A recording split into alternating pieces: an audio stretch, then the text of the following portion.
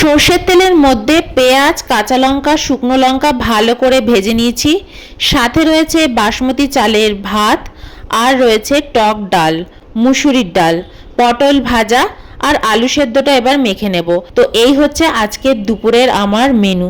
তো চলো সামনের ঘরে বসে পড়ি খেতে। যখন যেখানে ভাল লাগে আমি টিভি দেখতে দেখতে খাবো বলে এখানে বসছি। স্টার্ট করা যাক, ভীষণ খিদেও পাচ্ছে। দারুণ।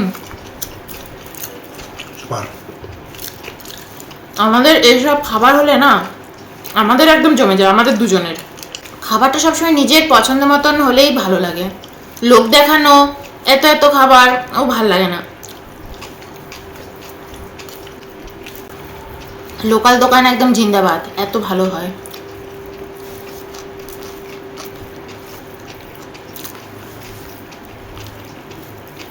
এরকম কাদা কাদা খেতে ভালো লাগে, গরমকালে বলো শীতকালে বলো।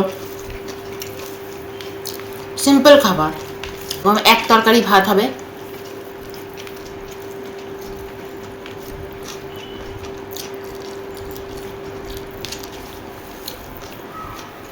আলু ভাতেটাও মেখেছি হেভি, খেলামও হেভি।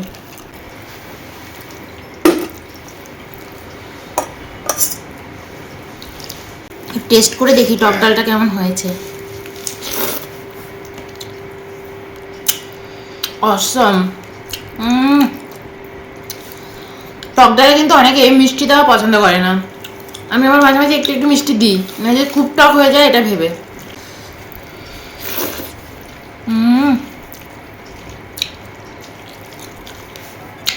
ফাটাফাটি।